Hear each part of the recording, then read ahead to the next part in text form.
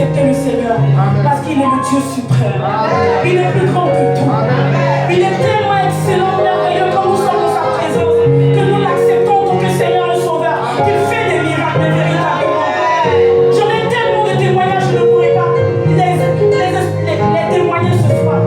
Mais je vous dis, il est Dieu seul qui peut changer les choses. Il est capable de tout faire. C'est Jésus seul qui peut changer les choses. À lui seul, je me réfère. Créateur de toutes choses.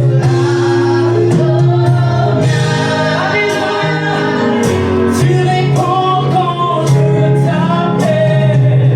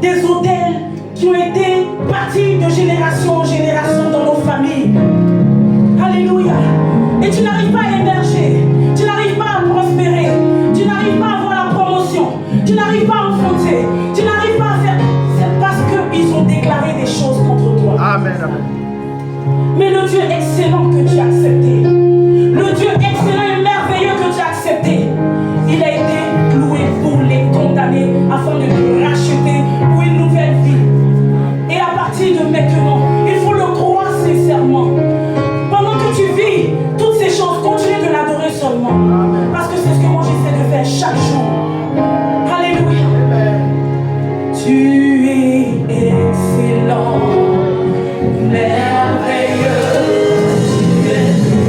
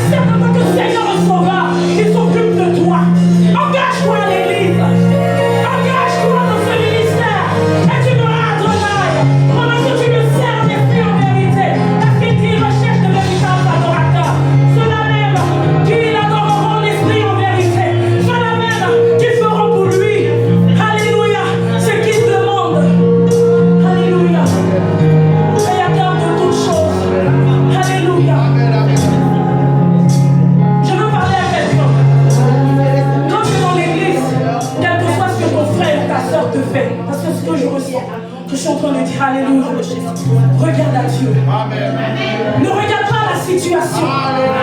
Parce que cette situation arrive pour t'empêcher de servir le Seigneur convenablement. Pendant que je priais encore pour ce moment, alléluia, le Seigneur me donnait l'histoire de Élie. Alléluia. Face à Jézabel, qui avait décidé d'en finir avec lui. Alléluia. Nous connaissons sûrement l'histoire. Pour ceux qui ne connaissent pas cette histoire, c'est que le prophète Élie était l'un des prophètes vraiment les plus reconnus de la Bible. Il avait tellement une grande renommée que Jézabel voulait en finir avec lui. Alléluia.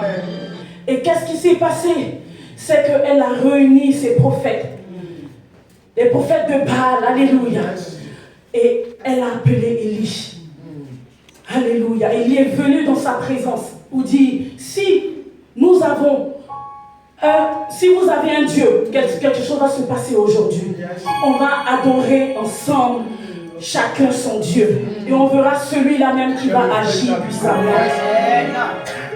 L'histoire, c'est qu'ils devaient créer un holocauste, un autel d'adoration, où ils allaient mouiller avec de l'eau leur holocauste, leur bœuf. Alléluia. Et chacun à son tour allait invoquer le nom de Dieu. Leur Dieu. Ils l'ont invoqué du matin jusqu'à une certaine heure de la journée. Leur Dieu n'a pas répondu, n'a pas consumé leur holocauste. Et Élie était là. Il disait, maintenant que vous avez fini avec tout ce que vous étiez en train de faire, votre Dieu n'a pas agi. Maintenant, regardez. Constatez ce Dieu que j'adore, que je prie. Et Élie s'est mis en adoration.